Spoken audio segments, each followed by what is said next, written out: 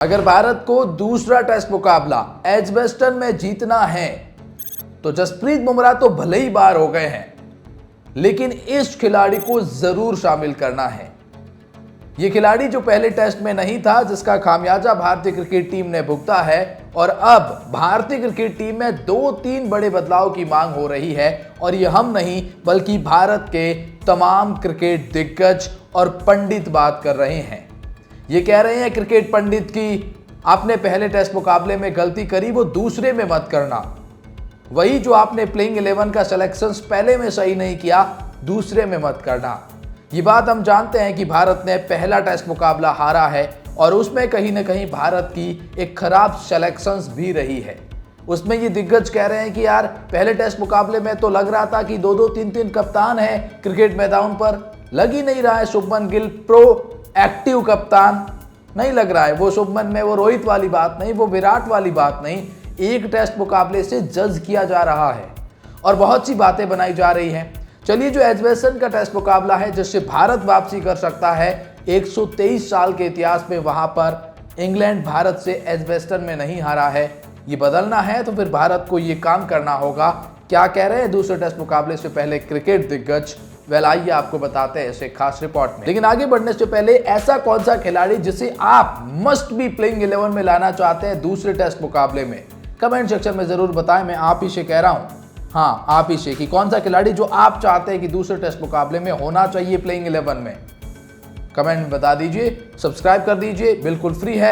Video अच्छा लगे तो लाइक जरूर कीजिए। चलिए एक एक करके दिग्गजों के राय जानते हैं। बर्मिंघम टेस्ट से पहले ठाकुर का पत्ता कटना तय है। सुनील गावस्कर ने भी हामी भर दी है।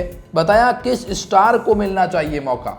सुनील गावस्कर जो भारत के क्रिकेट एक्सपर्ट हैं, उनका कहीं ना कहीं मानना यह है कि भले ही इसके लिए आपको शार्दुल ठाकुर को बाहर करना पड़ जाए, लेकिन आप इस खिलाड़ी को शामिल जरूर करिए।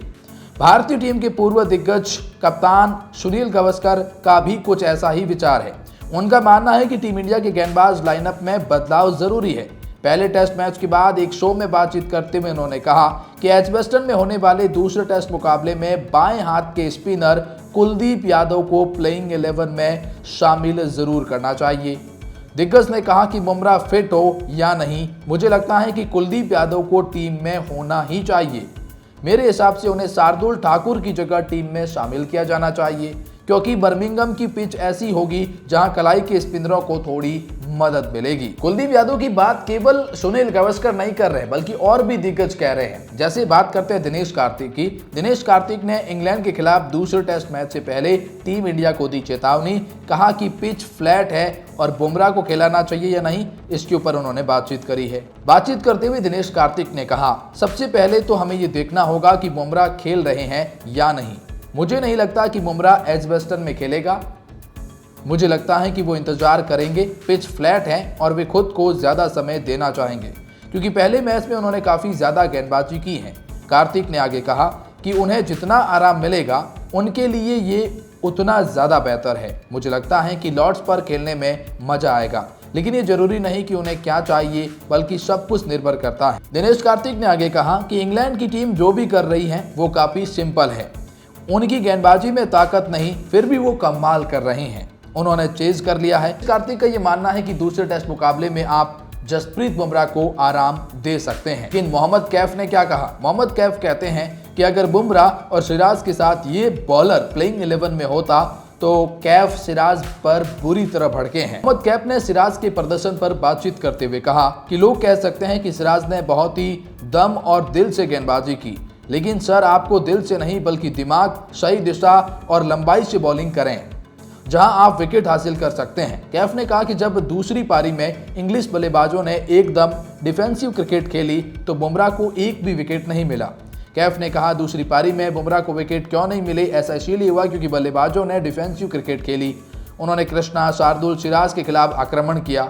जब आप जानते हैं कि बुमराह केवल 4-5 ओवर ही गेंदबाजी करेंगे तो गेम प्लान एकदम आसान था, उन्हें अच्छी तरह खेला जाए। पूर्व क्रिकेटर मोहम्मद कैफ ने यह भी कहा कि अगर एक छोर पर सिराज के साथ ईशांत शर्मा प्लेइंग 11 में होते तो ये मिलकर गिल की कप्तानी में भारत के लिए सीरीज जीत लेते। उन्होंने कहा इस गेंदबाजी में आप गिल को मोहम्मद शमी, ईशांत शर्मा, बुमराह को दें। मैं गारंटी देता हूं कि गिल की कप्तानी में भारत ये सीरीज जीत जाएगा। ये वो गेंदबाज है जो 20 विकेट लेने में सक्षम है। इन्होंने कहा मोहम्मद शमी, इन्होंने कहा ईशांत शर्मा और इन्होंने कहा जसप्रीत बुमराह। ये 3 गेंदबाज गिल को दे दीजिए। भारत सीरीज न जीत जाए तो मुझे कहना ये मोहम्मद कैफ कहते हैं। 5वें दिन मैदान पर थे 3 कप्तान, इसीलिए हार गया हिंदुस्तान।